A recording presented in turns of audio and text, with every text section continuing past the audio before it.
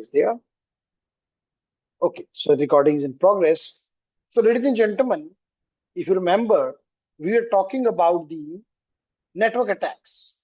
We are talking yesterday about the network attacks. And in the network attacks, we talked about the type of malwares. And we talked about, if you remember, we talked about the viruses yesterday. We talked about the worms yesterday. We talked about the Trojan horses yesterday. We talked about the ransomware. We talked about the adwares. We talked about the spywares. We talked about the backdoors, and some other, and all of them are combinedly called as the malwares, right? So, do you have any question about any of these topics, ladies and gentlemen?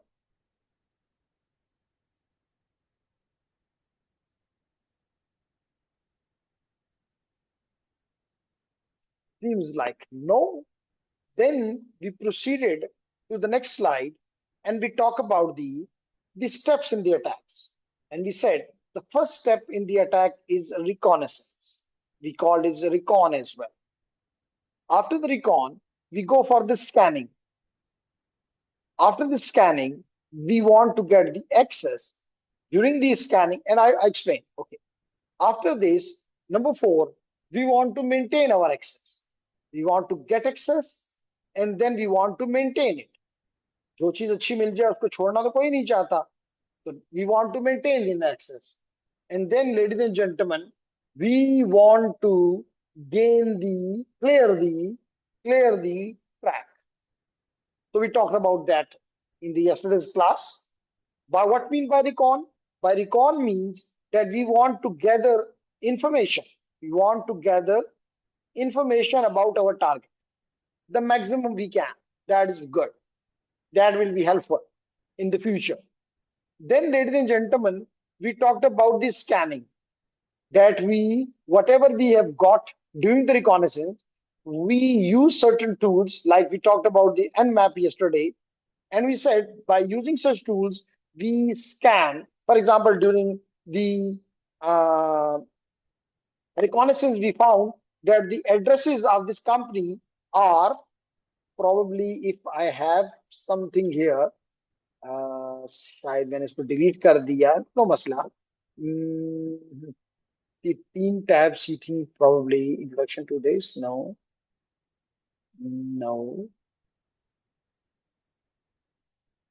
and probably yes.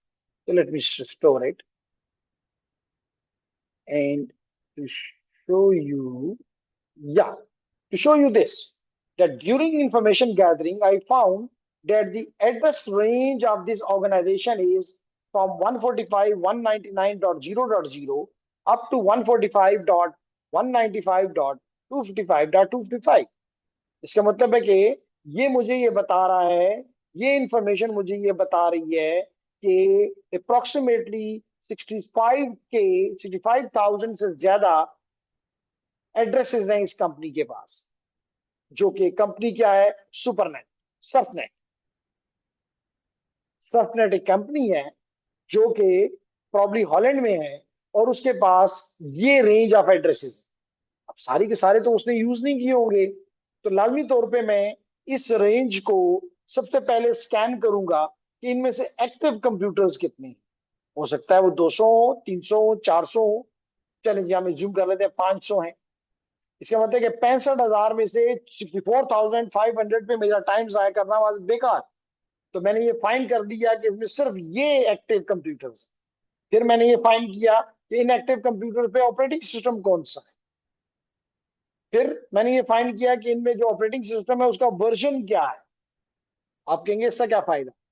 इससे फायदा ये है कि मुझे अगर मिसाल के तौर पर पता चल रहा है कि इसमें कोई विंडोज 7 चल रहा है या इस पे विंडोज सर्वर 2000 चल रहा है, जो मतलब 25 साल पुराना सॉफ्टवेयर है, उसका तो नहीं, विंडोज नहीं, माइक्रोसॉफ्ट ने सपोर्ट खत्म की हुई है. इसका मतलब जितने एरर उसमें है, जितने बग्स उसमें हैं, जितनी वल्नरेबिलिटीज उसमें है, वो सब मौजूद है. वो फिक्स नहीं हुई क्योंकि माइक्रोसॉफ्ट तो उसको सपोर्ट ही नहीं कर रहा. इसका मतलब है कि जितनी उसमें कमियां हैं, और इससे ये भी फील होता है कि शायद इसने ये कोई क्रैक वर्जन इस्तेमाल कर रहा है। और क्रैक वर्जन में तो आपको पता है बहुत से वनबिलिटीज होती हैं, वीकनेसेस होती हैं। कल हमने एक्सप्लेन किया था कि थ्रेट्स किससे कहते हैं, हमने कल एक्सप्लेन किया था कि वनबिलिटी किसे कहते हैं, हमने कल एक्सप्लेन किया था कि एक्सप्लॉइट्स किसे कहते हैं। इसका मतलब जब मुझे पता चल जाए कि इसमें ये वनबिलिटीज हैं, मैं उनके लिए एक्सप्लॉइट्स या तो लिख सकता हूं, बना सकता हूं, या जो ऑलरेडी एग्जिस्टिंग एक्सप्लॉइट्स है मैं उनको इस ऑपरेटिंग सिस्टम के अगेंस्ट यूज कर सकता हूं। फिर मैं ये भी फाइंड कर सकता हूं कि इसमें कौन कौन सी एप्लीकेशंस इंस्टॉल्ड है। मिसाल के तौर पे इस पे वेब सर्वर इंस्टॉल्ड है, इस पे ईमेल सर्वर इंस्टॉल्ड है, इस पे डेटाबेस सर्वर इंस्टॉल्ड है, इस पे फाइल सर्वर इंस्टॉल्ड है, कौन सी चीजें इंस्टॉल्ड, मेरे लिए उसमें क्या इंटरेस्ट है। तो that is again during scanning I can find. So during this scanning, I can found many things. And then, as I said earlier,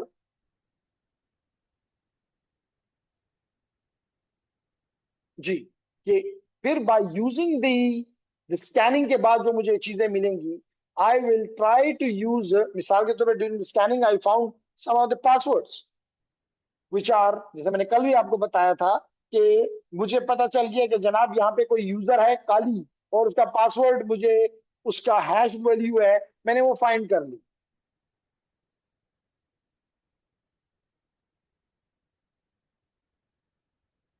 Sir, we use cracked patched Windows 10, but it still gets security updates and bug fixture updates. Is it still vulnerable or not compared to Windows 7? अगर आप Windows 7 कह रहे हैं, अगर आप Windows, अच्छा Windows, अगर आप ये देख रहे हैं Windows 10 आपने कहा है ना, अक्टूबर में इसकी भी खत्म हो जाएगी।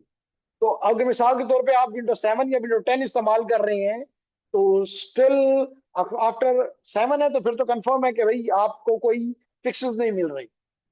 और अगर विंडो 10 है तो वो 20 अगस्त के बाद, 24 अक्टूबर के बाद वो भी नहीं होगा, उसका भी कोई पैचेस, उसके कोई फिक्चर, आपको फिक्सेस उसको आपको नहीं मिलेंगे। तो मतलब जितनी उसमें बाकी मानदा वुनेबिलिटीज हैं वो कभी भी फिक्स नहीं होंगी। तो मैं उन वुनेबिलिटीज को ढूंढूंगा कि भाई विंडो 10 में कौन कौन सी वुनेबिलिटीज हैं, उनके कौन से एक्सप्लॉइट्स अवेलेबल हैं, या वो एक्सप्लॉइट खुद लिख सकता हूँ, खुद बना सकता हूँ। तो फिर मैं ऐसी मशीन के, जस्ट मुझे ये पता लग गया कि विंडो 7 है, विंडो 8 है या विंडो 10 है, तो मैंने उसके, मुझे कुछ आइडिया हो गया कि जी कुछ सक्सेस का चांस ज्यादा है। ठीक है। लेकिन ये बात आपने जो की कि अगर मेरे पास मुझे फिक्सेड अपडेट्स मिल रहे हैं तो क्या मैं सेफ हूं? हाँ, आप सेफ हैं, लेकिन लेकिन आप सेफ हैं, लेकिन विंडो ने सारी, माइक्रोसॉफ्ट ने सारी बग्स का अपडेट फिक्सेस नहीं दिए आपको। उसने कभी नहीं कहा कि now from today window 10 is 100% secure. तो मतलब उसके अंदर मौजूद हैं कई लूप होल्स अभी भी, जिनको आप जैसे लोग एक्सप्लॉइट करते, यूज करते हैं। ठीक हो गया जी। तो आगे बढ़ते हैं। Satisfactory voice.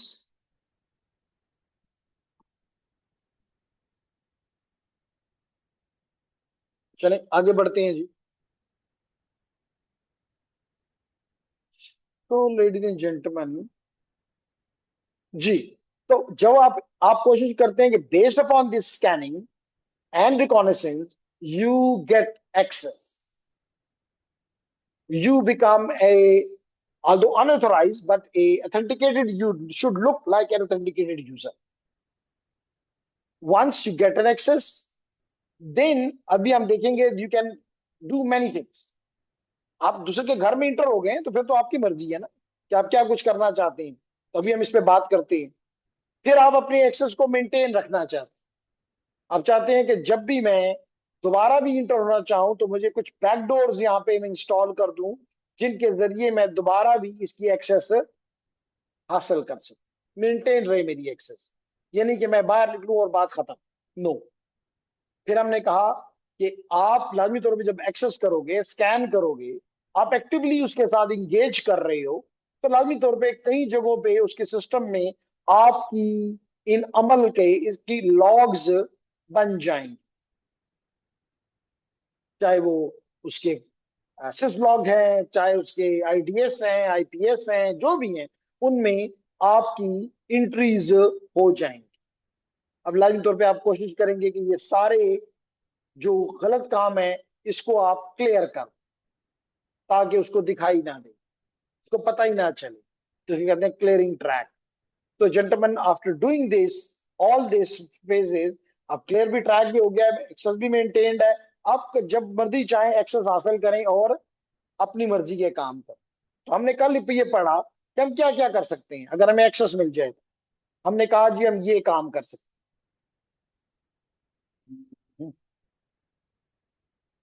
तो अगर मैं क्लियर करना चाहता हूं तो ओके। तो हमने कहा कि हम क्या क्या कर सकते हैं। हम, अगर हम इंटर हो गए हैं तो हम पासवर्ड अटैक कर सकते हैं। क्या मतलब है पासवर्ड अटैक का?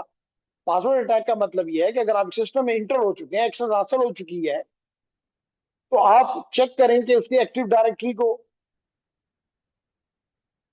और चेक करें कि उस एक्टिव डायरेक्टरी में तमाम रिसोर्सेज जो विंडोज बेस्ड सिस्टम्स हैं उनकी एक्टिव डायरेक्टरी में होती है, आप वो निकाल लें।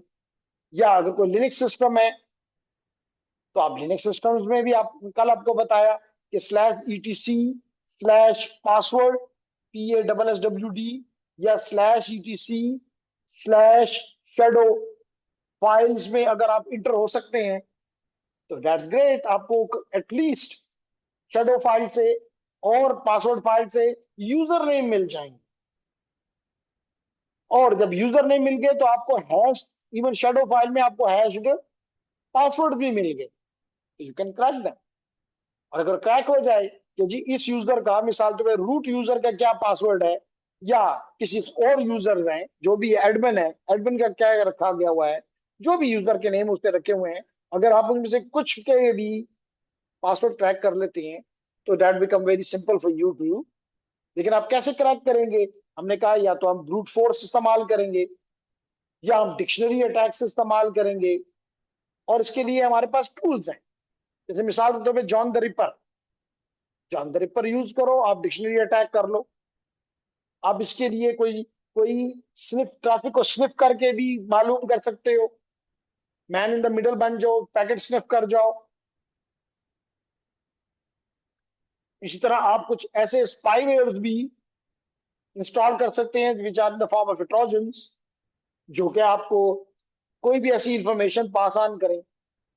तो that is one of the way. दूसरा मैंने आपको कल बताया था कि आप मैन इन द मिडल बन सकते हैं। मैंने क्लियर भी किया था कि मैन इन द मिडल का क्या मतलब है, ठीक है ना जी। मैन इन द मिडल का क्या मतलब है? जिसके बाद आप चाहें तो चीजों को दो पार्टीज के दरमियान में जो इंफॉर्मेशन है उसको रीड करना चाहें तो रीड करें, और चाहें तो उसको मॉडिफाई करना चाहें तो मॉडिफाई करें। तो ये बहुत बड़ी थ्रेट है। सॉरी, इस पे नहीं कम लिखना चाहिए जी। तो आप मॉडिफाई भी कर सकते, रीड भी कर सकते हैं, मॉडिफाई भी कर सकते हैं। फिर मैंने कहा कि कल आप ट्रस्ट को एक्सप्लॉइट कर सकते हैं, धोखा दे सकते हैं ट्रस्ट का। यानी आप थ्रेट एक्टर हैं, लेकिन आपने किसी के यूजर नेम पासवर्ड्स हासिल कर लिए, और फिर उसकी मदद से आपने अनऑथराइज्ड एक्सेस ली, और अनऑथराइज्ड एक्सेस लेने के बाद आपने अपनी प्रिविलेजेस को एस्केलेट कर लिया। यानी आप ऑर्डिनरी यूजर के तौर पे इंटर हुए थे, लेकिन अब आपने रूट बन गए हैं, आप एडमिनिस्ट्रेटर बन गए हैं। तो फिर तो आप तो सब कुछ कर सकते हैं, जो चीज चाहें डिलीट करना चाहें, जो चीज ऐड करना चाहें, जो चीज रीड पढ़ना चाहें, मॉडिफाई करना चाहें, एवरीथिंग यू कैन डू। तो this is called as the trust exploitation. This is called as the trust exploitation. फिर हमने कल एक पढ़ा था, नहीं पढ़ा था, इस पे हमने छोड़ दिया था, विच is the port redirection. Port redirection क्या मतलब है? पोर्ट रीडायरेक्शन का पहले तो ये क्लियर कर दूं, जो कि उम्मीद है कि आपको क्लियर होगा, कि पोर्ट कहते किसे हैं, पोर्ट कहते किसे हैं। तो मिसाल के तौर पे लेडीज एंड जेंटलमैन, आपको पता है, उम्मीद करता हूं कि आपको पता है कि आपकी टीसीपी आईपी क्योंकि आप तो टीसीपी आईपी आपको बच्चों की तरह याद होना चाहिए, तो बच्चों को टेबल्स याद होते हैं, उसी तरह आपको टीसीपी आईपी सूट याद होना चाहिए। तो ये आपका एप्लीकेशन लेयर है और ये आपकी ट्रांसपोर्ट लेयर। तो ट्रांसपोर्ट लेयर जब एप्लीकेशन लेयर से बात करती है तो that is through these ports. और मैंने आपको बताया हुआ कि ये पोर्ट तीन हिस्सों में डिवाइडेड है। एक को कहते हैं वेल नोन पोर्ट्स, दूसरे को कहते हैं रजिस्टर्ड पोर्ट्स, और थर्ड को कहते हैं एफीमेरल पोर्ट्स। एफीमेरल पोर्ट्स या टेम्पररी पोर्ट्स या डायनामिक पोर्ट्स, जो मर्जी कह लें। तो जेंटलमैन, इनमें से कुछ पोर्ट्स पे तो मिसाल के तौर पे आप यहाँ पे एक वेब सर्वर चला रहे हैं, आप यहाँ पे एक ईमेल सर्वर चला रहे हैं, इसका मतलब है कि आप पोर्ट नंबर 80 या 443 और ईमेल के लिए पोर्ट नंबर 25 अलाउ करेंगे, आप अलाउ करेंगे। तो मिसाल के तौर पे क्योंकि आपने एक्सेस तो ऑलरेडी ली हुई है, इसका मतलब यह है कि आपने इस सिस्टम को ऑलरेडी कंप्रोमाइज एक्सेस क्यों कैसे ली है, जो भी किया आपने, आपने इस सिस्टम को कंप्रोमाइज किया हुआ है। मिसाल के तौर पे अब ये जो पोर्ट रीडायरेक्शन है, ये आप दो तरह दो दो उसमें कर सकते हैं। आप कहते हैं दो से क्या मुराद? दो से मुराद ये है कि आप इसी सिस्टम में बैठ के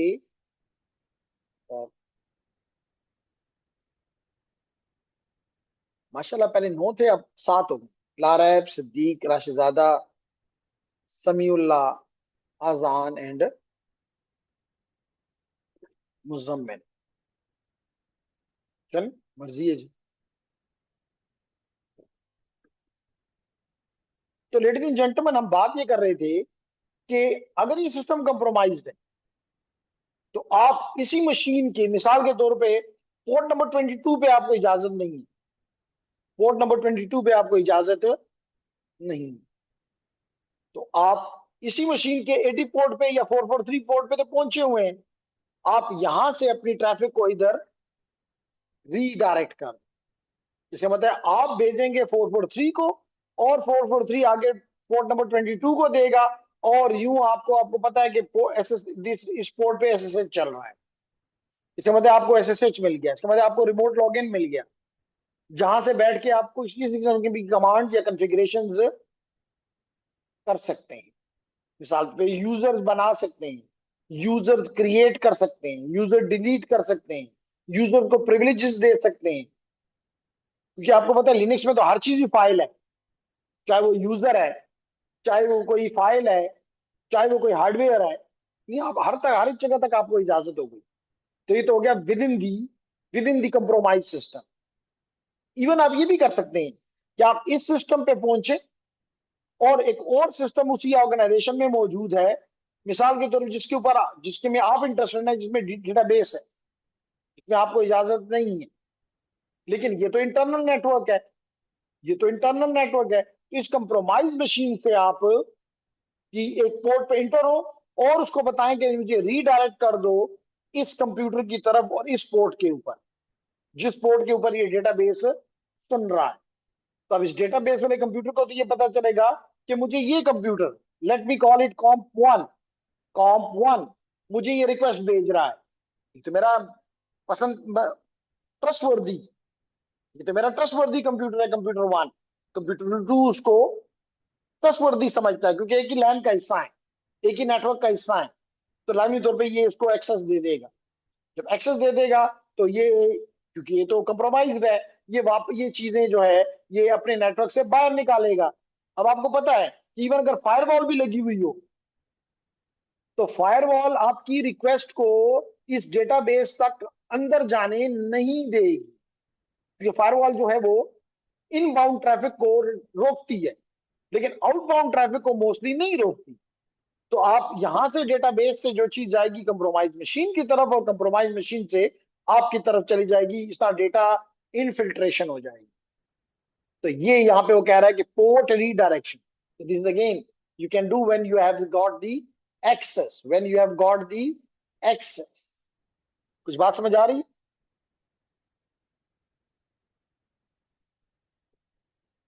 तो ये कह रहा है कि थ्रेट एक्टर कल बताया था, अटैकर को थ्रेट एक्टर कहते हैं, ब्लैक हैट को थ्रेट एक्टर कहते हैं, बैड एक्टर कहते हैं।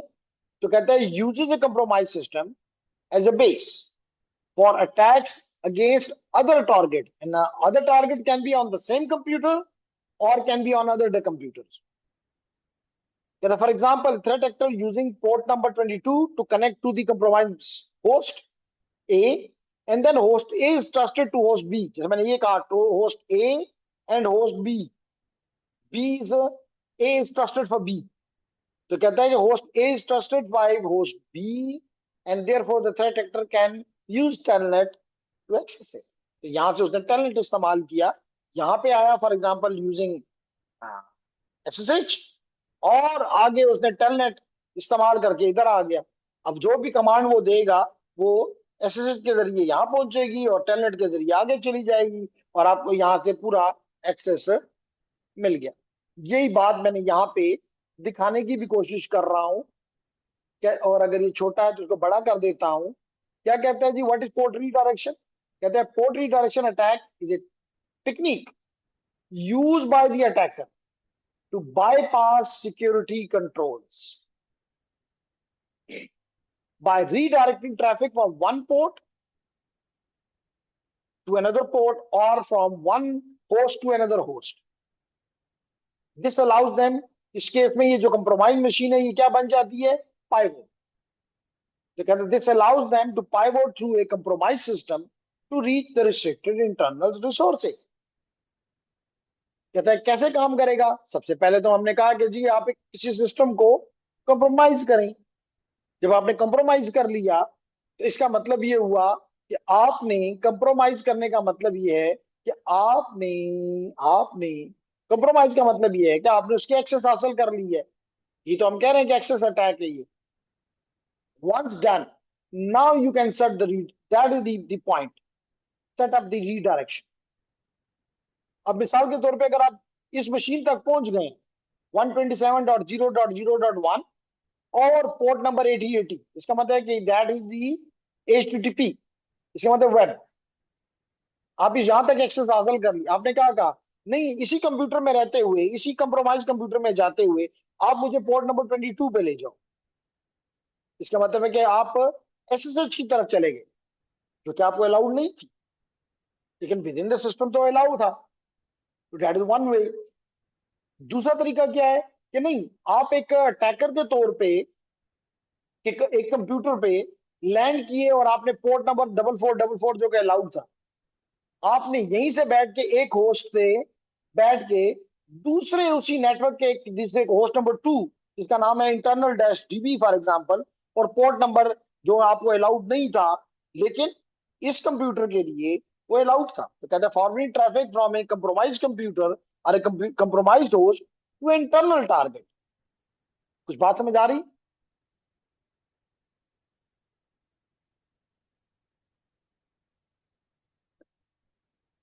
इसके मुताबिक वही कहना चाहता है कि फायरवॉल्स ऑफन अलाउ, बाहर जाने वाली ट्रैफिक को फायरवॉल ऑफन नहीं देखती।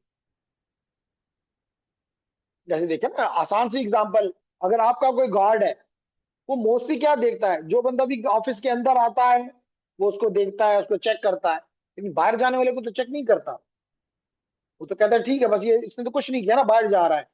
तो कहता है कि फायरवॉल ऑफन अलाउज आउटबाउंड, जो आपके नेटवर्क से बाहर ट्रैफिक जाती है उसको आउटबाउंड कहते हैं, from internal host bye redirecting traffic through an allowed port. The attacker can exfiltrate data to reach the blocked services like database. कुछ बात समझ आई लेडीज एंड जेंटलमैन?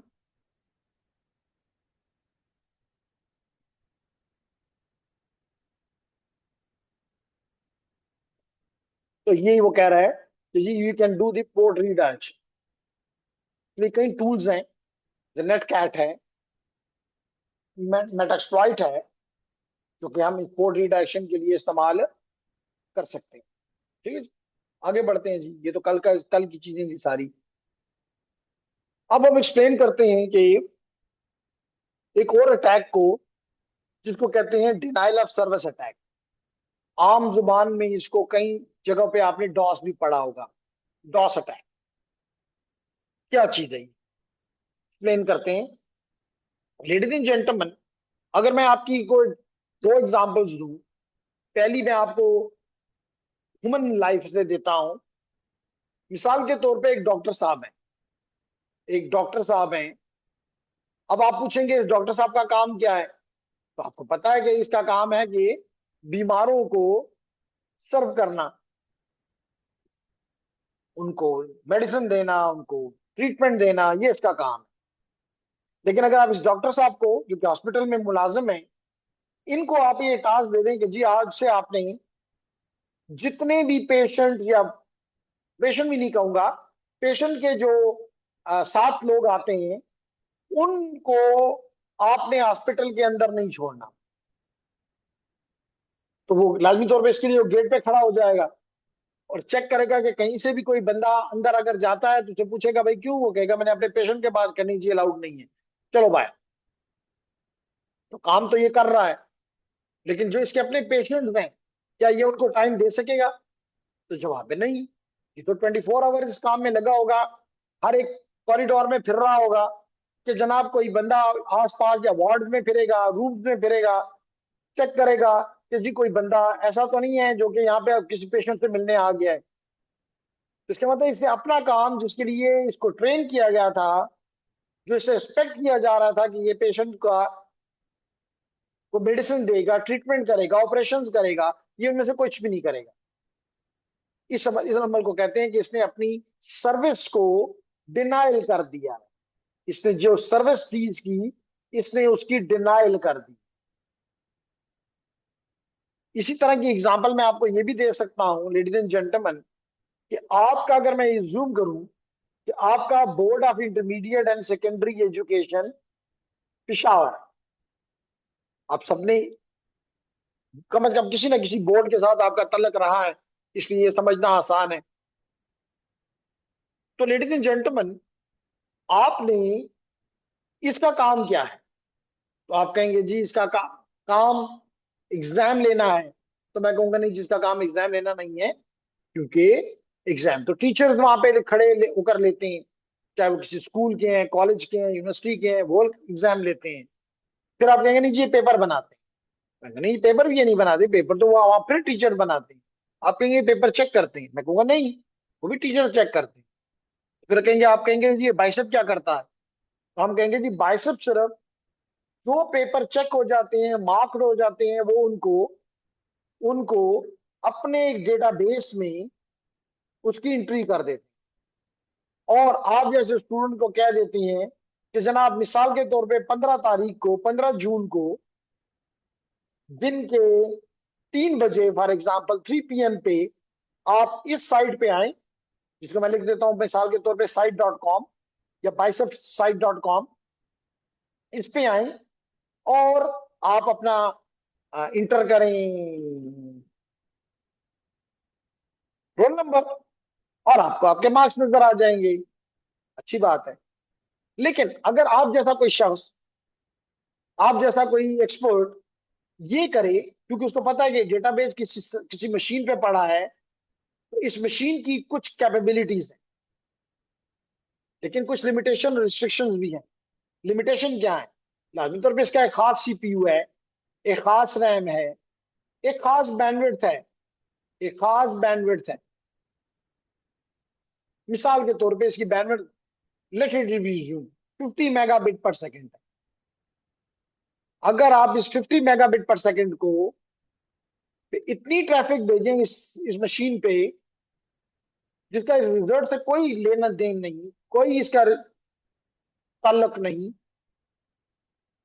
लेकिन लेकिन आप इसकी तरफ भेज रहे हैं, चाहे वो आईसीएमपी के पैकेट्स हैं, चाहे वो सिंक के पैकेट्स हैं, चाहे कोई किस्म के पैकेट्स, आप इसको पैकेट भेज रहे हैं कि मुझे जवाब दो। तो लाजमी तौर पे इसकी ये 50 मेगाबिट पर सेकेंड की जो बैंडविड्थ है, ये आपने कंज्यूम कर डाली, ये आपने कंज्यूम कर डाली। इसका मतलब है कि मैं ये कह सकता हूं कि आपने ये जो बैंडविड्थ थी,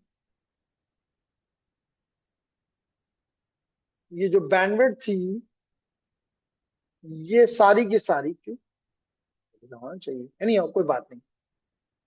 अच्छा, तो ये सारी की सारी बैंडविड्थ आपने कंज्यूम कर ली, ये सारी की सारी बैंडविड्थ आपने कंज्यूम कर ली, ये बैंडविड्थ खत्म हो गई।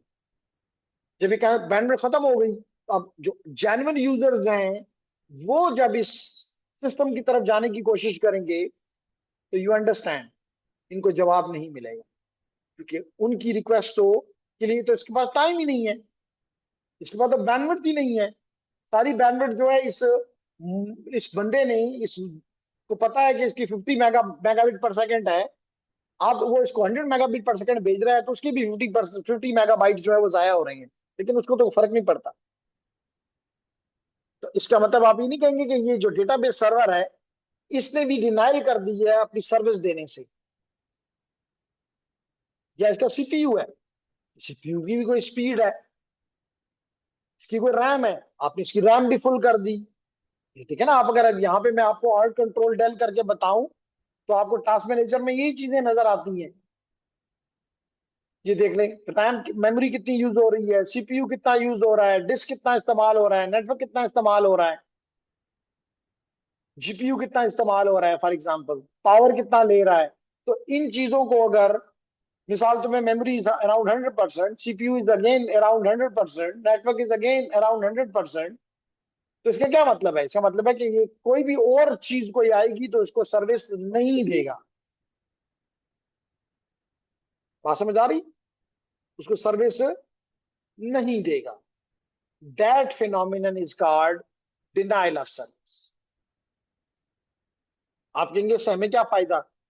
आपको फायदा ये है कि आप चाहते हैं कि, ओके, तो आपको मैंने कहा, यहां तो मैंने आपको बाइसेप की एग्जांपल दी। अगर मैं आपको दो कंपनीज की एग्जांपल दूं, एक तरफ let it assume to be Karim, Karim, और दूसरी तरफ आप इज्यूम कर लें कौन सी दूसरी कंपनी है करीम की तरह की, यू से प्रॉब्लम उसका स्टार्ट होता है। तो दूसरी कंपनी, चले मैं यू ही लिख देता हूं, मुझे अब उसका नाम याद नहीं है। तो लाजमी तौर पे उबर। अगर, उबर, बिल्कुल ठीक है। तो उबर जो है, अब ये दो कंपनीज हो गई। तो अगर मिसाल के तौर पे करीम वाले लोग किसी तरीके से उबर का साइट को डाउन कर दें, यानी डिनाइल में ले जाएं, वो अपनी रिस्पॉन्सिबिलिटी, अपने कस्टमर्स को जवाब ना दे सकें, तो लाजमी तौर पे लोग एक दो दिन में ही कहेंगे ओ ऊपर काम की नहीं है जी, उसको तो आप कॉलिंग करते रहो, वो कोई रिस्पॉन्स ही नहीं देते। तो लाजमी तौर पे उससे लोगों का ट्रेंड जो है वो करीम की तरफ बढ़ेगा, कि जनाब करीम को लो, करीम अच्छा है, आप इधर कॉल करें 5 मिनट में गाड़ी आ जाती है। तो इसका मतलब है कि आपको फायदा क्या हुआ, कि आपको एक कंपनी ने इसलिए हायर किया कि आप दूसरी कंपनी को का ट्रस्ट जो है, जो जो कस्टमर का है, वो खराब कर। तो that is something, is the job of the denial of service. या ये भी हो सकता है आपको इसके साथ दुश्मनी है, आप चाहते हैं कि ये आ, आपके मुताबिक काम नहीं करता ये, चाहे आपका पॉलिटिकल डिफरेंस है, चाहे आपका बिजनेस डिफरेंस है, चाहे आपका कोई रिलीजियस उसके साथ कोई मसला है, आप उसको डिनाइल में ले जाना चाहते हैं, यू कैन। तो आप समझ आ गई डिनाइल ऑफ सर्विस किसे कहती है? तो denial of service attack are the most publicized form of attack and among the most difficult to eliminate. However, because of their ease of implementation and potentially significant damage, DOS attacks deserves special attention from security analysts and administrators. तो वो कहता है कि DOS क्या है? DOS attacks take many forms. Ultimately, they prevent the authorized people from using the a service। ठीक है ना, ये डेटाबेस था, तो इसके जितने भी बाइसेप के स्टूडेंट थे, लेट करें वो 1 लाख थे, 1 लाख थे, तो 1 लाख पीपल अथोराइज्ड पीपल थे, उन्होंने पैसे पे किए हुए थे, बाइसेप में जमा कराए हुए थे, इसीलिए कि जी हम अपना रिजल्ट देखेंगे। लेकिन आपने उसके सारे रिसोर्सेज कंज्यूम कर दिए, चाहे वो बैंडविड्थ है, चाहे वो रैम है, चाहे वो सीपीयू है, चाहे वो जीपीयू है, वट। तो कहता है, to help prevent DoS attacks it is important to stay up to date the latest security updates. ठीक हो गया जी। तो अब आपको क्लियर हो गया कि डॉस का मतलब है कि you are consuming the system resources so much that the authorized people will not be able to get the service, that is called denial of service. अब इससे भी एक खतरनाक अटैक है जिसको कहते हैं DDoS. D stand for distributed, distributed, distributed denial of service. क्योंकि इसमें फिर भी एक मसला है लेडीज एंड जेंटलमैन, कि अगर कोई एक फर्द, मिसाल के तौर पे उनकी फायर वॉल है या कोई इंट्रूजन डिटेक्शन सिस्टम है या कोई सिस्लॉग सिस्टम है, सेम है, कुछ भी है, सो रहा है, उनको पता चल रहा है कि ये सारी ट्रैफिक जो हम पे आ रही है ये एक खास आईपी से आ रही है और एक खास पोर्ट से आ रही है, कम से कम उनके लिए एक अमन का काम ये होगा कि वो इस आईपी को और इस पोर्ट को ब्लॉक कर दें। कहां से ये ट्रैफिक आ रही है? इस आईपी से आ रही है। ओ अच्छा, ये आईपी मसला दे रही है, इस आईपी को ब्लॉक कर दें, इससे कुछ भी ना आए। तो फायदा क्या होगा? अटैक रुक गया, अटैक रुक गया। लेकिन डिनाइल ऑफ सर्विस आप में आप क्या करते हैं कि अगर ये आपका विक्टिम है तो एक नहीं, आप उसके गिर्द थाउजेंड्स ऑफ मशीन्स को इस काम पे लगा देते हैं कि भाई जब भी मैं आपको कहूंगा आपने ट्रैफिक इस विक्टिम की तरफ, टारगेट की तरफ भेजनी, जब भी आपको कहा जाएगा आपने ये काम कर। thousands of machines which we normally call as the zombies, or you may call as the bots, और इन बॉट्स के नेटवर्क को बॉटनेट भी कहा जाता है। तो आप इन बॉटनेट्स को, बॉट्स को जब भी ये हुक्म देते हैं कि जनाब इस आईपी की तरफ दबा के ट्रैफिक भेजो, तो सब शुरू हो जाते हैं। तो भैया तो जमा सप्लाई रोड है भैया बदर्शम। ठीक है, भैया तो जमा सब। ओके। तो हमने कहा कि जनाब आपके ये तमाम डिवाइसेस जब भेजो, तो अब अगर ये इसका यहाँ पे एडमिनिस्ट्रेटर ये चेक करना भी चाहे तो thousand of people are sending, किसको ब्लॉक करोगे और किसको डिटेक्ट करोगे और कैसे मालूम करोगे इनमें से कौन सा अथोराइज पीपल है और कौन से अनअथोराइजली ये काम कर रहे हैं? तो ऐसे अटैक को हम कहते हैं denial, distributed denial of service. समझ आ गई? Distributed denial of service. Okay जी। इसके बाद लेडीज एंड जेंटलमैन हम बात करते हैं नेटवर्क। ये तो सारा अभी तक जो मैं बातें कर रहा था they were related to the attacks, यानी ऑफेंस। अभी तक जो बातें मैं कर रहा था they were related to the offence.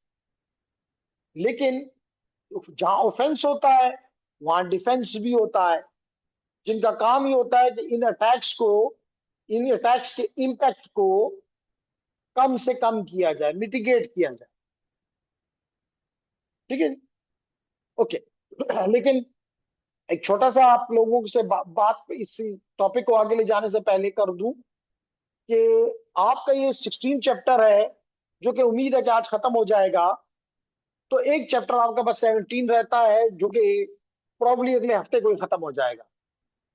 तो अगर आप में आज जो कि काफी बड़ा नंबर है आईटीएन बैच 12 का, सॉरी बैच 11 का, लिख, और आप लोगों ने शो भी किया कि जी आप में से कई लोगों ने कि they want to take the switching routing, और हमने ये भी कहा कि जी want to take the enterprise networking security and automation.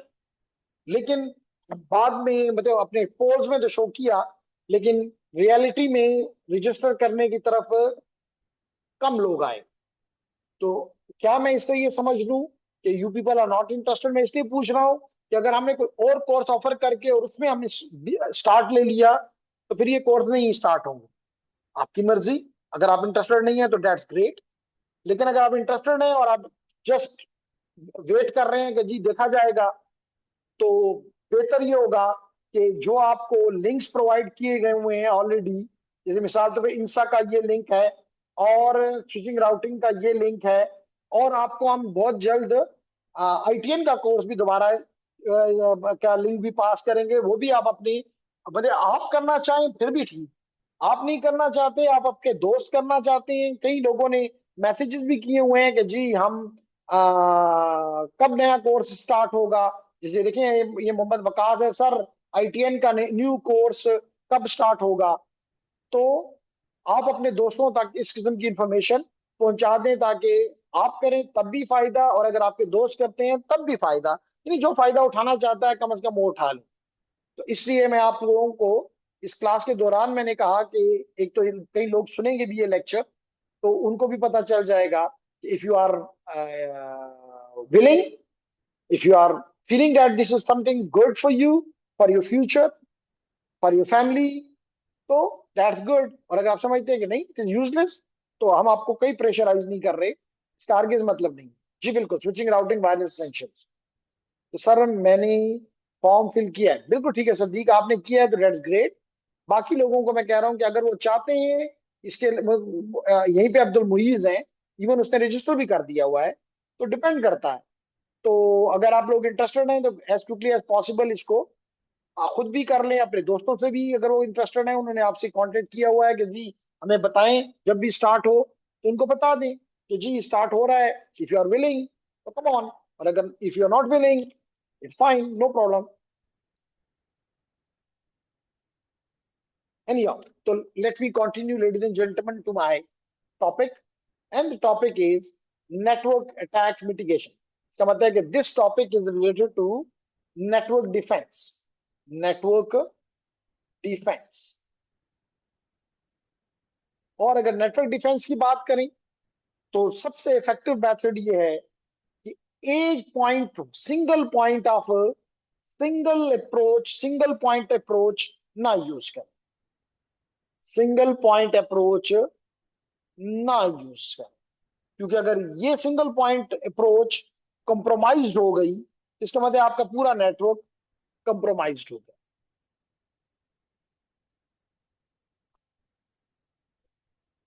ठीक है जी, तो फिर आप कहेंगे क्या करें। इसका मतलब है कि आप सिंगल पॉइंट अप्रोच में मल्टी पॉइंट पे सिक्योरिटी इंप्लीमेंट करें। और अगर आप मल्टी पॉइंट पे करें तो such an approach is called defence in depth approach. Defence in depth approach, जिसमें आप मल्टीपल जगहों पे सिक्योरिटी इंप्लीमेंट करें। जैसे मिसाल के तौर पे अगर मैं आपको यहां पे दिखाऊं, ये फिगर दिखाऊं, तो साहब ज्यादा आपको नजर आ रहा है कि ये इंटरनेट है। इसके मतलब है कि इसके साथ the rest of the world है, रेस्ट ऑफ वर्ल्ड।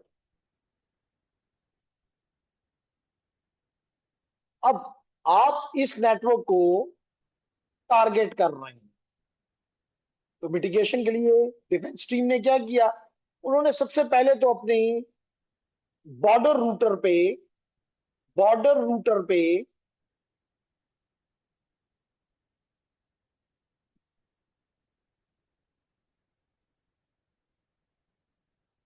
या बॉर्डर रूटर पे, एज रूटर पे VPN इंस्टॉल कर दिया, वर्चुअल प्राइवेट नेट। ये टॉपिक आप की डिटेल्स फिर आप, क्योंकि नॉर्मली ये बड़े नेटवर्क्स में इस्तेमाल होता है, और बड़े नेटवर्क का मतलब होता है इंटरप्राइज नेटवर्क्स। तो आप इंटरप्राइज नेटवर्किंग में ये VPNs स्टडी करते हैं। तो आपने, लेडीज एंड जेंटलमैन, इस जगह पे आप कह लें कि आपने पहला बैरियर लगा दिया कि जो वैलिड यूजर होगा उसको तो अंदर जाने की इजाजत मिल जाएगी, और जो अनवैलिड होगा, अनऑथोराइज्ड होगा, अनवैलिड होगा, वो यहां पे ये VPN उसको रोक देगा। इसीलिए मिसाल के तौर पे अगर मैं आपसे कहूं कि जनाब मैं यहां पे let it be let it be let it be here, and I click this VPN, HC VPN, इसका मतलब है कि अगर मैं इसको क्लिक करूं एंड आई गेट कनेक्टेड, तो क्या होगा, इसका मतलब है कि एचसी का कोई राउटर है, एचसी का कोई राउटर है,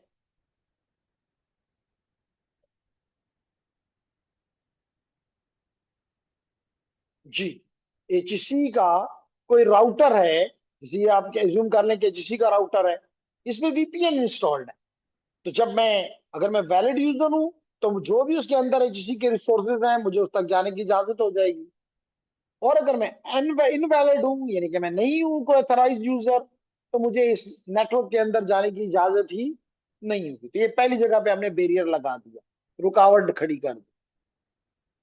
फिर हमने क्या किया नेक्स्ट पे, अगर कोई अंदर भी चला गया, वो वैलिड है मिसाल के तौर पे, या उसने यूजर नेम पासवर्ड चोरी कर लिया था, तो वो अंदर चला गया, अंदर गया तो हमने फायरवॉल उसके लिए खड़ा कर दिया, ऐसे खड़ा कर दिया। ठीक है, तो ये ऐसे या फायरवॉल क्या करता है, ये यहाँ पे आप अपने रूल्स बना सकते हैं कि भाई किसको आगे जाने देना है और किसको जाने नहीं देना। या इवन आप इस एएसए पे आप इस नेटवर्क को दो हिस्सों में तोड़ भी सकते हैं। एक वो इलाका जिसको आप कह दें कि ये मेरा इंटरनल नेटवर्क है, और ये मेरा इंटरनल नेटवर्क नहीं, इसका मतलब that is high, these need to be highly secure, highly secure. और ये है वो नेटवर्क, यहां से तो अंदर आ गए, लेकिन यहाँ पे हमने दोबारा उनको देखा कि ये नेटवर्क वो है जो कि डीएमजी है, डीमिलिटराइज जोन है, डीएमजी है, डीमिलिटराइज जोन है। जब मैंने मिलिटराइज के साथ डी लगा दिया, इसका मतलब यहाँ मिलिट्री नहीं है, इसका मतलब यहाँ स्टफ सिक्योरिटी नहीं है, टफ सिक्योरिटी नहीं है। यहाँ पे रिस्ट्रिक्टेड वो है, इंट्रेंस है, क्योंकि आपको वीपीएन ने रोका है। लेकिन अगर आप वैलिड यूजर हैं, तो आप मिसाल के तौर पे आप आके अपनी ईमेल चेक कर सकते हैं, आप वेब तक आ सकते हैं, आप ईमेल तक आ सकते हैं। आप चाहते हैं कि आपकी कंपनी के अंदर लोग आए और ये चीजें देखें, अगर आपने उनको इजाजत दी हुई है। तो लेडीज एंड जेंटलमैन, आपने एक नया, एक दूसरा बैरियर खड़ा कर दिया कि जी सारे यूजर को जो वैलिड है उनको तो अंदर आने दिया, फिर उनको दोबारा फिल्टर किया कि किन को इस कम restricted area, less restricted area, less restricted area और हाईली रिस्ट्रिक्टेड एरिया में डिवाइड कर दिया। हाईली रिस्ट्रिक्टेड एरिया, समझ आ गई जी। तो एक और आपने बैरियर लगा दिया। फिर आपने यहां पे अगर आप देखें तो आपको आईपीएस या आईडीएस नजर आ रहा है। IPS stand for, IPS stand for intrusion, intrusion prevention system, prevention system. और आईडीएस स्टैंड करता है for intrusion, intrusion detection system.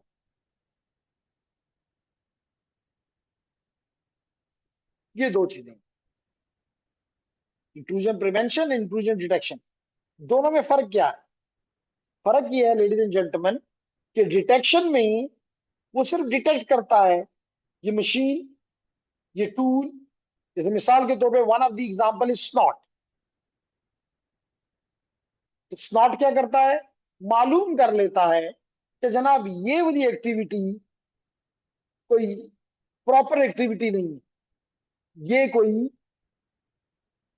Virus type की एक्टिविटी है, ये कोई वॉर्म जैसी एक्टिविटी है, ये कोई इलीगल प्रिविलेज एक्सक्लेशन की एक्टिविटी है, ये कोई वेब अटैक जैसी एक्टिविटी है। ये तो वो उसको डिटेक्ट कर लेता है, लेकिन उसको रोकता नहीं है, डिटेक्ट करके अपने पास महफूज कर लेता है, ताकि एडमिनिस्ट्रेटर साहब देख सकें कि जनाब कुछ गड़बड़ है। और अगर एडमिनिस्ट्रेटर साहब ये उसको देखने के बाद उस पर मोहर लगा दें कि ओ ये दैट इज समथिंग बैड, तो फायरवॉल के जरिए उसको रोका जा सकता। Later on. जबकि इसके मुकाबले में इंट्रूजन प्रिवेंशन सिस्टम जो है वो ना सिर्फ डिटेक्ट करता है, लेकिन जो उसको पता लगता है या महसूस होता है कि this is something wrong happening, not something normal, जिसको हम बिनिंग ट्रैफिक कहते हैं, नॉट द बिनिंग ट्रैफिक, तो वो उसको खुद ही रोक देता है कि नहीं जी आप नहीं जा सकते। तो इसका मतलब है कि एक और आपने लेयर लगा दी। फिर अगर आप देखें तो आपने एक और लेयर भी लगाई हुई है जिसको कहते हैं ट्रिपल ए सर्वर। आप कहेंगे ट्रिपल ए क्या होता है? तो मैंने कहा कि जनाब ट्रिपल ए का मतलब है ए। पहले ए का मतलब है ऑथेंटिकेशन, ऑथेंटिकेशन। दूसरे ए का मतलब है ऑथराइजेशन, और तीसरे ए का मतलब है अकाउंटिंग या ऑडिटिंग। तो ये हैं 3 एज।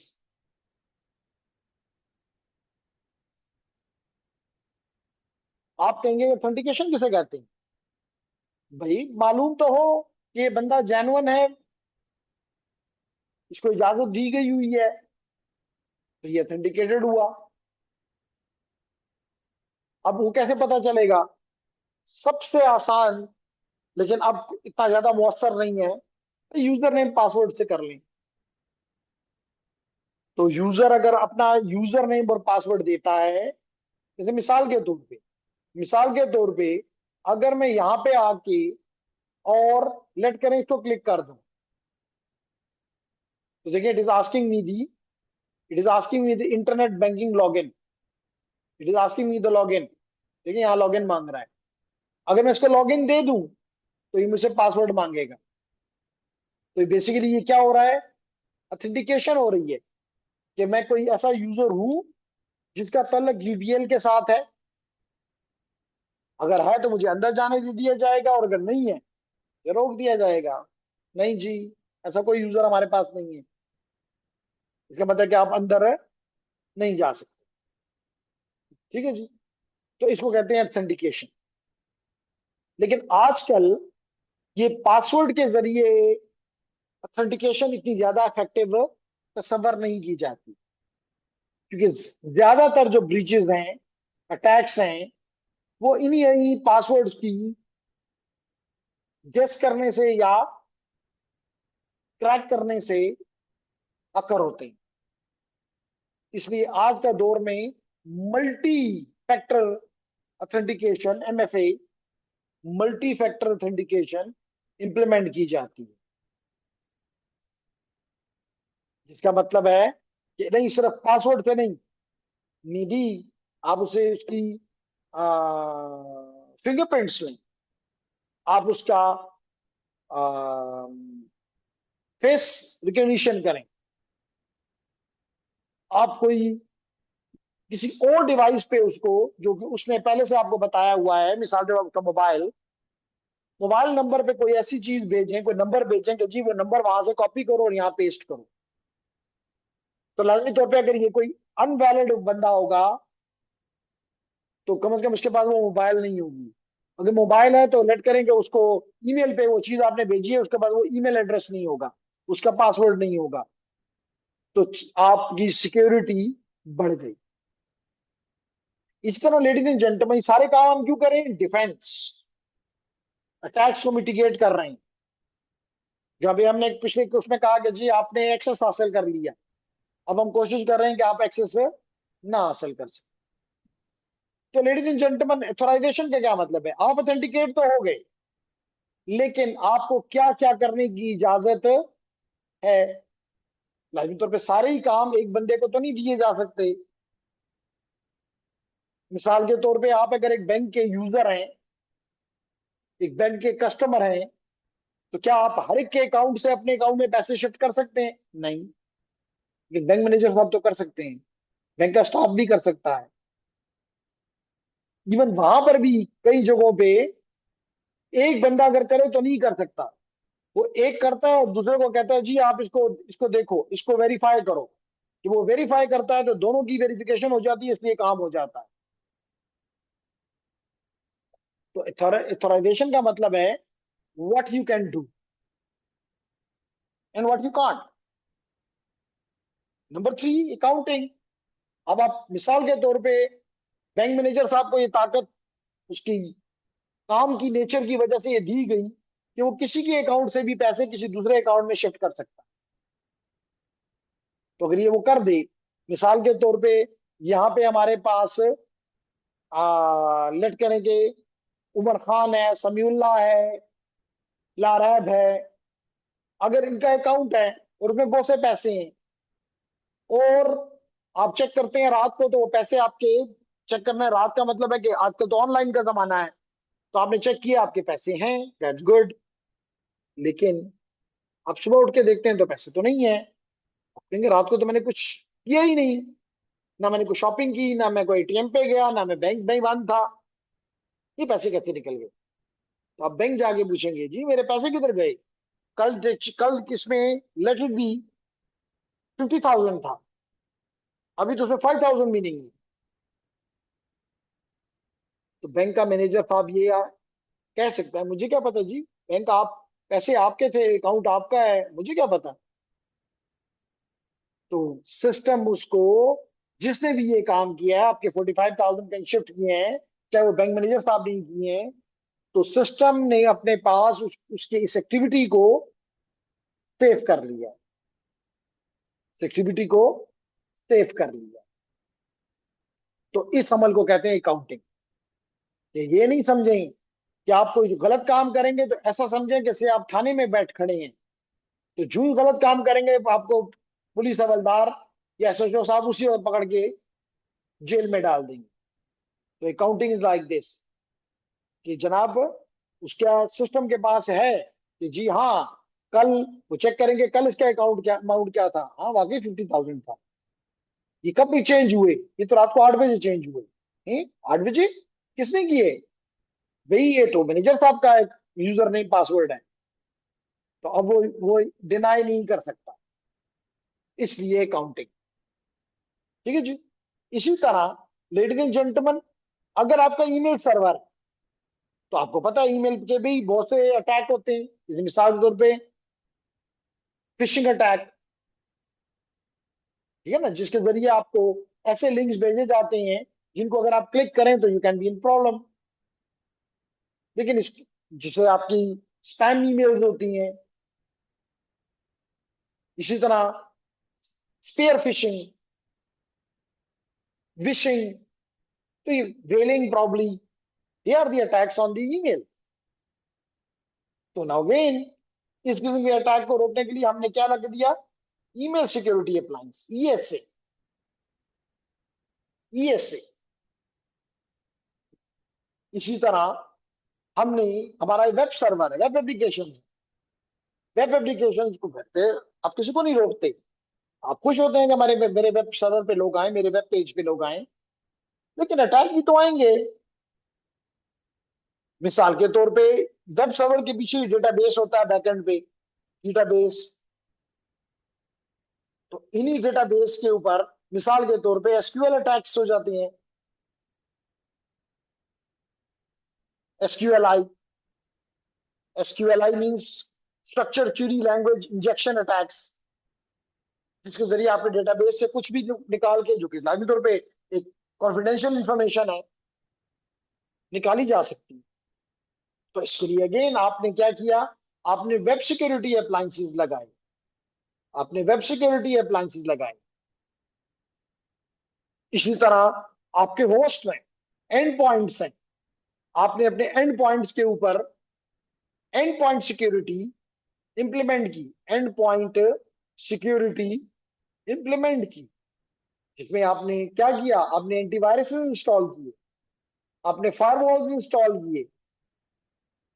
तो कहने का मेरा मकसद ये है कि लेडीज एंड जेंटलमैन, आपने अपने सिस्टम के ऊपर अटैक के चांसेस को कम से कम करने के लिए यू यूज मैनी मेथड्स।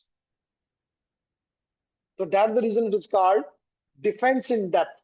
एक चीज पे आपने इतफाक नहीं किया, कंप्रोमाइज होने का खतरा मौजूद था, तो आपने मल्टीपल चीजें इस्तेमाल की ताकि आप खतरे से बच जाए।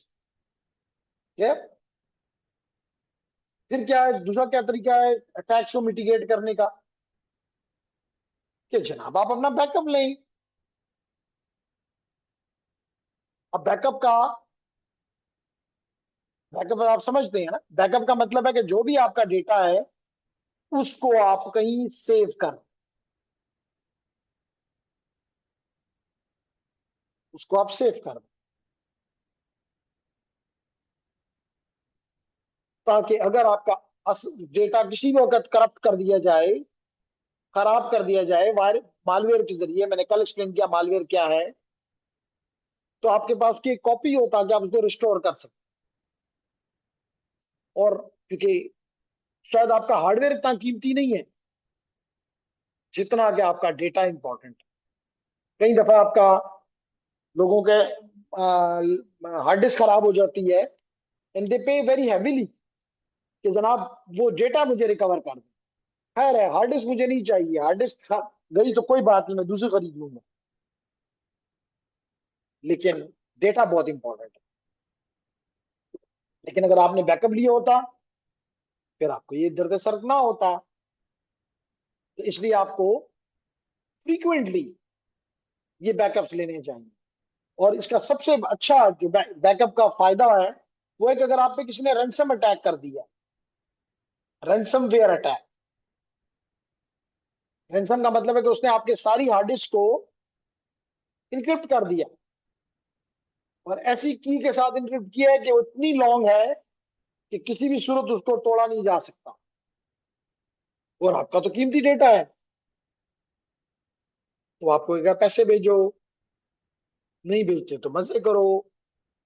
तो लाजमी तौर पे अगर आपने बैकअप लिया हुआ है तो यू विल बी, आप उसे कहेंगे डोंट वरी फ्रेंड्स, ये नहीं है तो कोई बात नहीं, मैं अभी इसको फॉर्मेट करके दोबारा अपना बैकअप इंस्टॉल कर लूं। अब यहां पे वो कहता है कि the table shows backup consideration. Backup लेते हुए क्या कंसिडर करें? सबसे पहले तो फ्रीक्वेंसी। फ्रीक्वेंसी का मतलब होता है number of times, number of times, how many times you should take it. क्या you should take every day और एवरी वीक और एवरी मंथ और एवरी क्वार्टरली?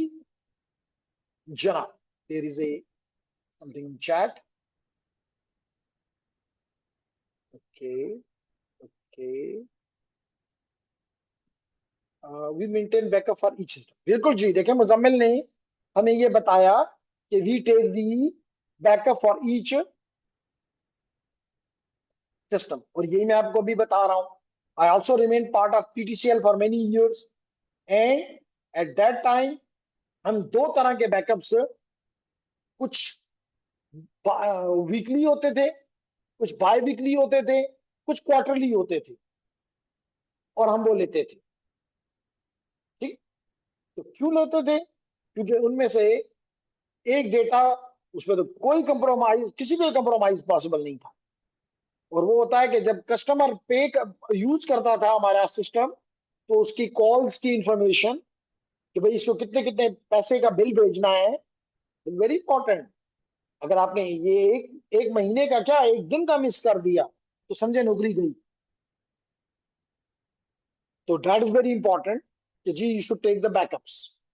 तो मैंने आपको कहा कि जी इसके लिए आपने डिसाइड करना है कि how critical is the data.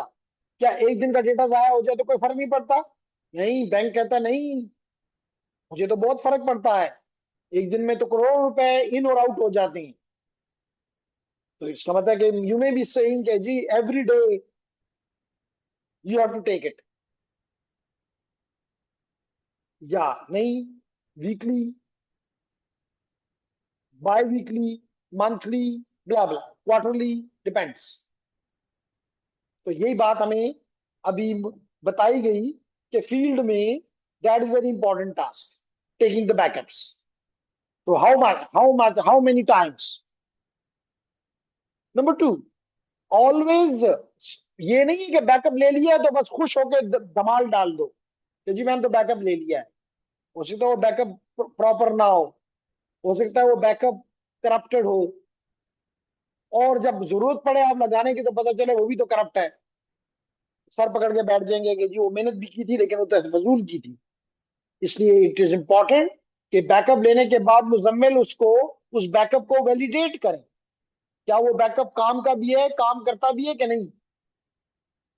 ये ना होगा आप उसके ऊपर स्ट्रांग होने की बात कर रहे हो कि नो मसला जी, मेरे पास बैकअप है, मैं अभी स्टोर करता हूँ, घंटे में सारा सिस्टम ठीक हो जाएगा, और बैकअप लेने लगे तो पता चला कि टेप डैमेज्ड है।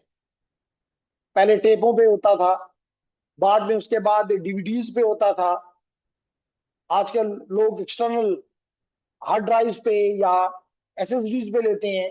लेकिन हम यहाँ पे मुजम्मिल से पूछेंगे, क्योंकि वो फील्ड में है इस वक्त।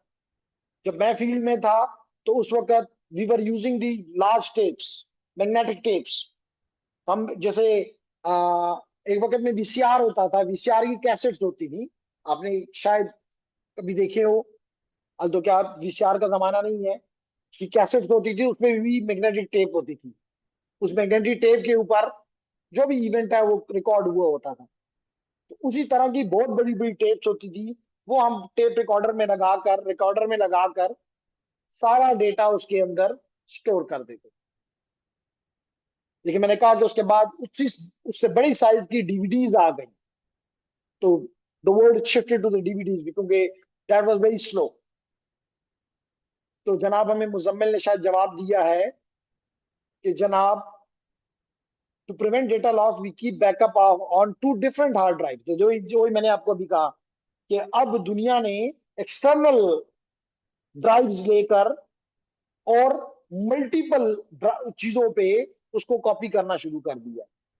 हमारे वक्त में इतनी बड़ी हार्ड ड्राइव्स नहीं थी, तो ड्राइव्स के बजाय हम टेप्स पे लेते थे, बाद में डीवीडीज पे, बाद में हार्ड डिस्क पे, और अब तो इवन एसएसडीज पे, क्योंकि दे आर मोर, साइज में भी बड़ी हैं और स्पीड में भी तेज है।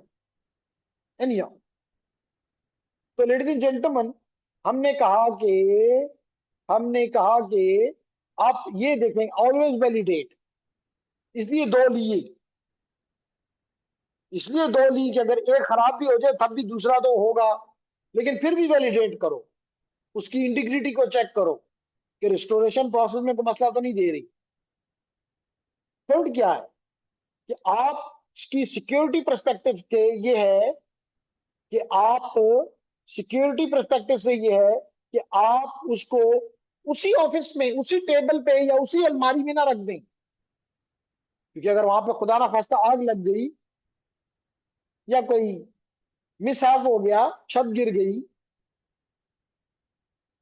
या कोई दीवार गिर गई वहां पे, तो पता चले कि जी जिस अलमारी में रखी थी वो अलमारी भी टूट गई है और उसके अंदर जो कुछ था खत्म हो गया है। तो नहीं, आपने of site storage location, of site storage location decide करनी है कि जी इसकी, जैसे अभी आपने कहा था ना, अभी हमें मुजम्मिल ने कहा कि हम दो कॉपीज लेते हैं, तो एक कॉपी में भी आप ऑन साइट रख लें लेकिन दूसरी ऑफ साइट कहीं पर स्टोर कर दें। तो ये एक और, फिर ये नहीं है कि आपने बैकअप ले लिया खुश हो जाएं, नहीं, उसके ऊपर पासवर्ड लगाएं कि ये ना हो कि कोई आपका एम्प्लॉय या कोई भी शख्स वो मिसाल के पे हमारे केस में वो टेप ही उठा के ले जाए, या इनके केस में वो हार्ड डिस्क ही उठा के ले जाए, चलो सब कुछ आ गया है माशाल्लाह। तो on these you should implement strong passwords, और उसको रिस्टोर करने के भी पासवर्ड्स हों। तो these are some of the rules for taking backups. फिर हमने कहा कि जी आप अगर अटैक मिटिगेट करना चाहते हैं तो क्या करें। मैंने अभी आपको बताया कि हर एक सिस्टम में वीकनेसेस हैं, हर एक सॉफ्टवेयर में, हार्डवेयर में वीकनेसेस हैं। अगर वीकनेसेस हैं, और इन वीकनेसेस को कहते हैं वल्नरेबिलिटीज, कल भी पढ़ा था वल्नरेबिलिटीज। अब क्वेश्चन ये है कि या तो अगर ये सिस्टम किसी कंपनी का है तो फिर वो कंपनी ही आपको इसको, इस वल्नरेबिलिटीज को फिक्स करने के लिए अपने अपडेट्स पैचेस या अपग्रेड्स प्रोवाइड करेंगे। और अगर ये ओपन सोर्स है तो फिर दुनिया के कोई भी शख्स आपको हेल्प आउट कर सकता है। इसलिए कहते हैं न्यू मालवेयर इज रिलीज, इसका मतलब आपका एंटीवायरस एक सिस्टम है, अब वो इफेक्टिव नहीं रहा क्योंकि न्यू मालवेयर रिलीज हो गया है। तो इंटरप्राइजेस क्या करें? तो मैंने कहा कि जी सबसे इफेक्टिव तरीका क्या है कि आप उस कंपनी के या कोई ओपन सोर्स से जितनी भी सिक्योरिटी अपलोड अपडेट्स हैं वो डाउनलोड करें और उनको इंस्टॉल करें अपने सिस्टम में। बेहतर तो यह है कोई ऑटोमेटिक सिस्टम हो ताकि आपको उसमें इन ही ना होना पड़े। जैसे मिसाल के तौर पे अगर मैं यहाँ लिखूं for example security window security या सिक्योरिटी अपडेट्स सॉरी, यहाँ लिखूं विंडो डिफेंडर, करो जी, तो बंद कर देते हैं विंडोज सिक्योरिटी। तो देखिए यहाँ पे मुख्तलिफ किस्म की सिक्योरिटी, मिसाल तौर पे virus and threat protection, firewall and network protection. तो अगर हम यहाँ पे देखें तो ये वायरस एंड, तो आप इसको यूज करें, स्कैन करें और ऐसे मैनेजमेंट सेटिंग्स दें कि चेक फॉर अपडेट्स, देखिए check for updates, check updates. इसका मतलब लास्ट टाइम वो कहता है मैं 15 तारीख को किया है सुबह 8:34 पे, हमने फिर भी करवा लिया। और कोशिश करें कि ये update security, device security, core, home. तो the question is just to show कि जनाब you should go for, check करें आपकी फायरवॉल्स ऑन है। ये तो नहीं कहीं किसी ने फायरवॉल्स आपकी रोक दी हुई है, बंद कर दी हुई है। अभी मैंने कहा था कि एंड पॉइंट सिक्योरिटी में you always implement the antiviruses. इसी तरह अगर फायरवॉल एंड प्रोटेक्शन के बजाय मैं यहाँ लिखूं विंडो डिफेंडर, विंडोज डिफेंडर, ये जी window defender firewall with advance security, ये तो this is again a good place for protecting yourself. तो कहने का मकसद ये हुआ लेडीज एंड जेंटलमैन कि you can use the, definitely you are using the system, but these systems definitely understandable, they are vulnerable. So whenever you have the chance to get the upgrades or updates or patches, use them. फिर ladies and gentleman मैंने अभी आपको clear किया about the triple A, authentication, authorization and accounting. तो मैंने आपको बताया कि ऑथेंटिकेशन का मतलब ये है कि अगर मिसाल के तौर पे चले इस यहाँ पे एक शॉर्ट सी एग्जांपल दे दी जाए। अब ऑथेंटिकेशन क्या है? ऑथेंटिकेशन ये है कि आप हैं कौन। तो आप देखें इस कार्ड के ऊपर आपका नाम लिखा हुआ है, दिस इज ऑथेंटिकेटिंग यू। फिर आपकी ताकत क्या है, व्हाट यू कैन डू। मिसाल के तौर पे यू कैन स्पेंड इस in this example $1500 up to 1500 dollars. This is your power, this is your authorization, you can not spend more than that for example. Then आप किसी चीज से ये ना कह दें $1500 खर्च करके मैंने तो कभी यूज ही नहीं किया। नहीं, सारा रिकॉर्ड मौजूद है कि आपने कब कितने अमाउंट किस डेट को किस टाइम पे और किस पर्पस के लिए यूज किया। This is your accounting, this is like an accounting. अब जो मैंने कुछ देर पहले आपको काफी उसमें आपको एक्सप्लेन कर दिया। फिर उसके बाद है फायरवॉल्स। अब यह फायरवॉल्स की बात अगर करें तो फायरवॉल, नेटवर्क फायरवॉल्स भी होती हैं और एंड पॉइंट फायरवॉल्स भी होती हैं, एंड डिवाइसेस फायरवॉल्स, जो कि एक सिस्टम को, वन सिस्टम को प्रोटेक्ट करती है, जबकि ये पूरे होल नेटवर्क को प्रोटेक्ट करता है। मैंने आपको कुछ देर पहले ही डीएमजी के बारे में बताया, डीमिलिटराइज्ड जोन। देखिए ये फायरवॉल है, ये आपका एक्सटर्नल नेटवर्क है, ये आपका एक्सटर्नल नेटवर्क है, और ये आपका, आपके फायरवॉल ने आपके इसको दो हिस्सों में तोड़ दिया।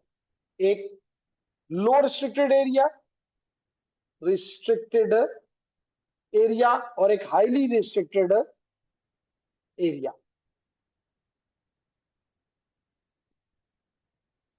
ये कौन कर रहा है? फायरवॉल। बंदा तो अंदर आ गया, अगर वो डीएमजी जाना चाहता है तो जाए, ठीक है, उसको इजाजत है, लेकिन वो भी रिस्ट्रिक्टेड, नहीं कि हर सब जो मर्जी करे।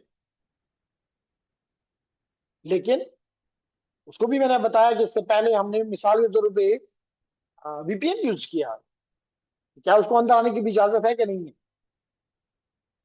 फिर अगर यहां जाना चाह रहा है, देखो कोई रास्ता ही नहीं है, inside network is highly restricted, protected, no, again it is done by the firewall. तो कहता है कि फायरवॉल क्या करता है, अब तो और एडवांस आ गई है, लेकिन इनिशियली आप इसमें रूल्स ऐड करते थे, करते हैं। तो फायरवॉल परमिट ट्रैफिक, यानी कि फायरवॉल का बेसिक काम परमिट, परमिट, डिनाई, बस दो ही काम है। तो ये कह रहा है कि firewall permits traffic from users in the inside network to exit and return. मैंने अभी ये बात की थी कि आपका firewall mostly outbound OUT outbound traffic को नहीं चेक करता, वो इनबाउंड ट्रैफिक के ऊपर सख्त रवैया रखता है, कोई भी अंदर नहीं जा सकता। हाँ, कोई पहले अगर अंदर से कोई रिक्वेस्ट आई है तो जाने दी, और उसी रिक्वेस्ट का अगर कोई रिस्पॉन्स है तो जाने दी, लेकिन अगर बाहर से कुछ चीज आ रही है, नो, रोक दिया, ठीक है। फिर अगर फायरवॉल्स की बात करें तो मुख्तलिफ किस्म की फायरवॉल्स हैं। Number one, packet filtering. Packet filtering, packet किस लेयर पे होता है? लेयर 3 पे। और लेयर 3 पे मोस्टली क्या आपको पता है? आईपी होता है। इवन पैकेट फिल्टरिंग के बजाय अगर फ्रेम फिल्टरिंग कहे तो फिर लेयर 2 भी कवर हो जाती है, लेयर 2 भी कवर हो जाती है कि आप मखसूस आईपी, जिसे मैंने पहले बताया कि इसका काम क्या है, permit, deny, based upon certain rules. अब that rule can be based upon the IP, कि भाई इस आईपी तक जाने की इजाजत है। जैसे अभी आपने प्रीवियस को देखा, प्रीवियस डायग्राम को देखा, क्यों ये इस तरफ नहीं जाने देता था? क्योंकि हमने इसमें डाल दिए कि ये आईपीज जो हैं, ये आईपीज जो हैं, इस तक जाने की इजाजत नहीं है, डिनाई कर दो।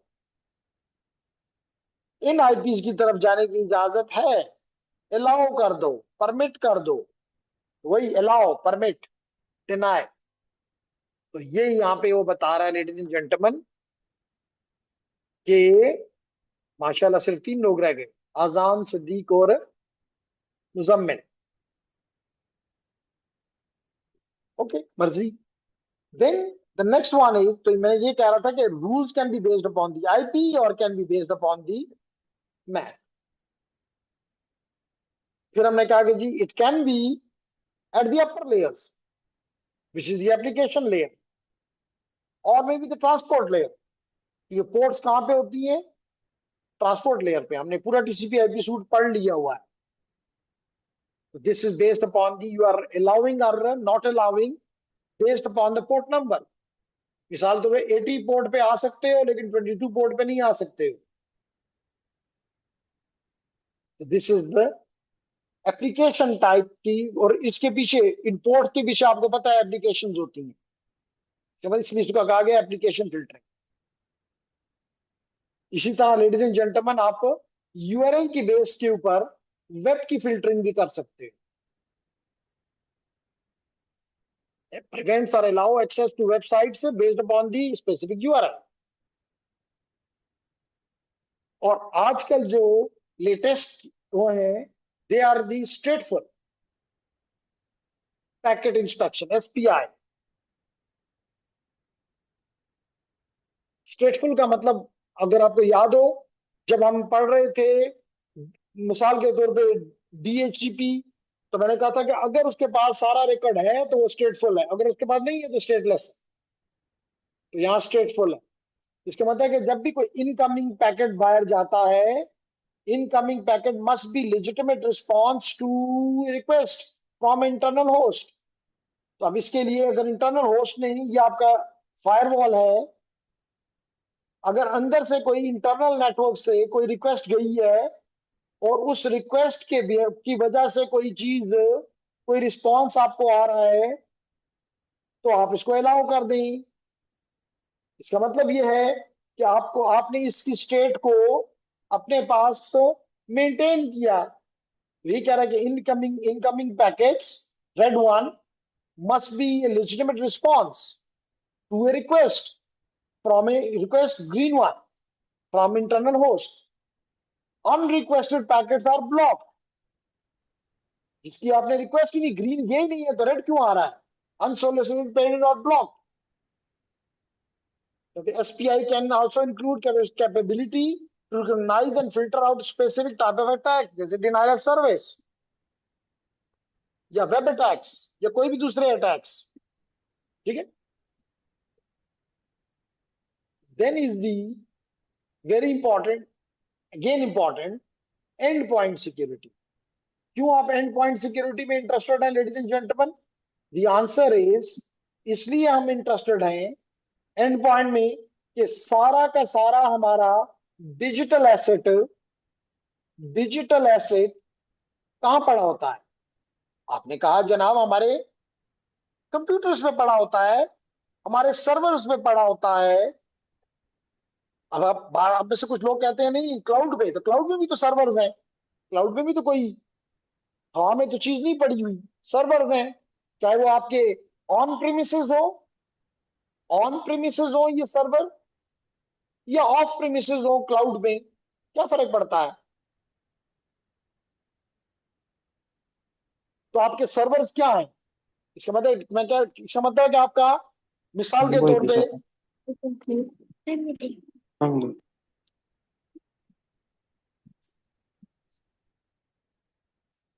ओके, तो लेडीज एंड जेंटलमैन, हम बात कर रहे थे अबाउट दी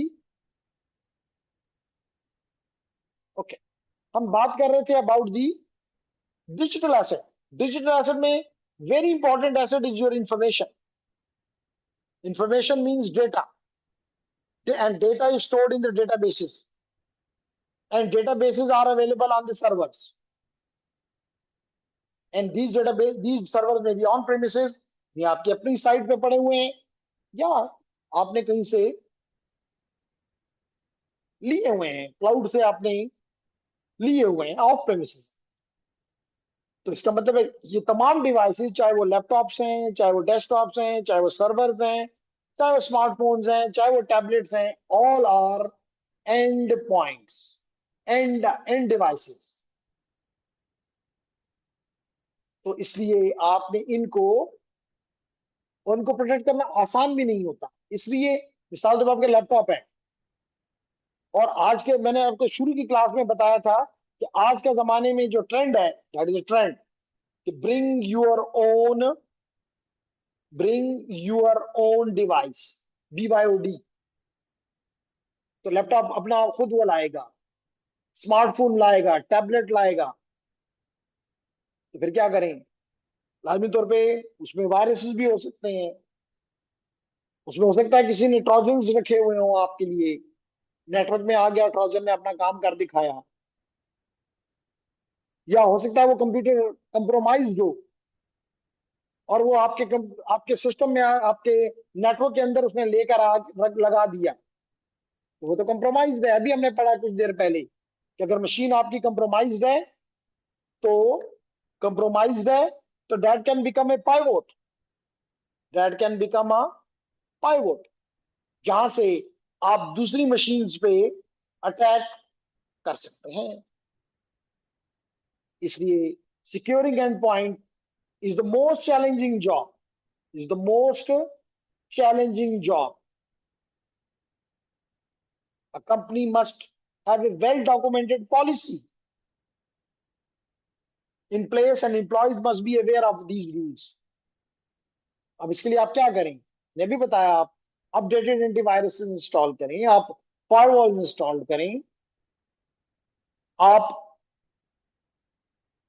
ऐसी सिक्योरिटीज लगाएं कि आपका एंड पॉइंट जो है वो किसी खास गलत साइट्स की तरफ जा ना सके, ताकि अगर गलत साइड पे जाएगा तो वहां से मालवेयर लाएगा, मालवेयर लाएगा तो आपके नेटवर्क में, तो वो आपके पूरे नेटवर्क में वॉर्म्स, मैंने कल बताया, वो खुद ही एक डिवाइस से दूसरे डिवाइस पे जाते जाएंगे, जिससे आपके सर्वर भी इफेक्ट हो सकते हैं। ठीक है जी, ओके। उसके बाद है ladies and gentleman, device setting.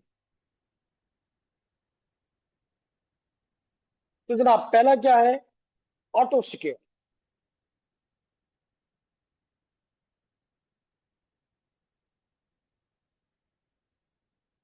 Auto secure तो कहता है कि जनाब करवा दूं आज, ये इतना काफी है, कर देते हैं तो बस एक चैप्टर है वो अगले अगले वीक में खत्म हो जाएगा, और आपका कोर्स माशाल्लाह, जिन्होंने सीखा उनको तो डेफिनेटली फायदा होगा, इसमें कोई शक नहीं है।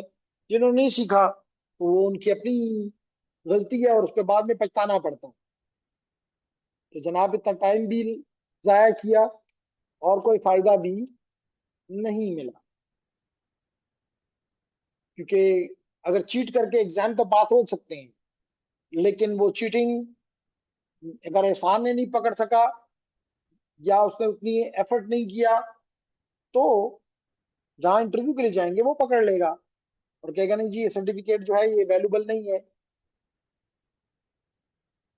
तो इसलिए मैं आपको बार बार कहता हूं कि डोंट थिंक कि ये सर्टिफिकेट इंपॉर्टेंट है। ये सर्टिफिकेट सिर्फ आपको डेफिनेटली आपको इंटरव्यूइंग ऑफिसर के सामने जाके बिठा देगा, वहां पे आपने प्रूफ करना होगा दिस सर्टिफिकेट इज जेन्युइन।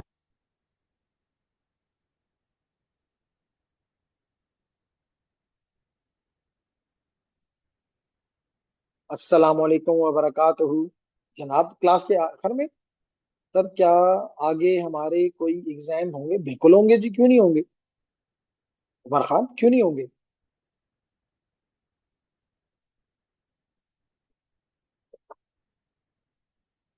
चलें जी शुरू करते हैं, क्या पूछ रहे हैं जी।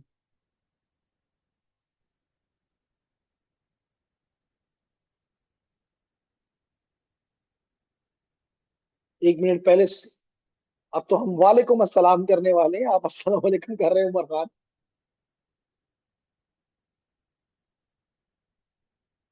मेरे ख्याल से अभी आपने ज्वाइन किया है, मैंने बताया सिर्फ एक चैप्टर रह गया है। आपने 16 चैप्टर पढ़ रहे हैं, 17 चैप्टर हैं टोटल, और अगला चैप्टर जो है मे बी हफ्ते को ही खत्म हो जाएगा, उसमें कोई इतनी बड़ी डिटेल्स नहीं। Your course is almost completed and think what I can do is only can I congratulate you कि जी you complete the course, but you have to show to the world, that is important कि जी yes I have completed it and I know it.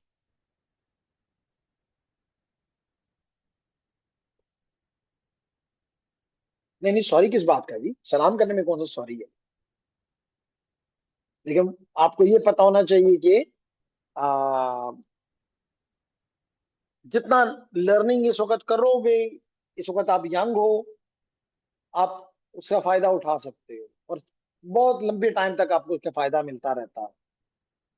लेकिन अगर इस time पे आपने उसको जाया कर दिया तो हाईली अनफॉर्चुनेट होगा।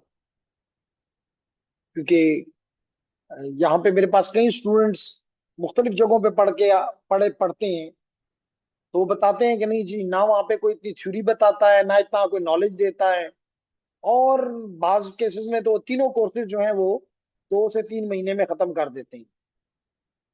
लेकिन जब वो बाहर जाते हैं मार्केट में तो उनको कोई वर्थ नहीं होती। तो इसलिए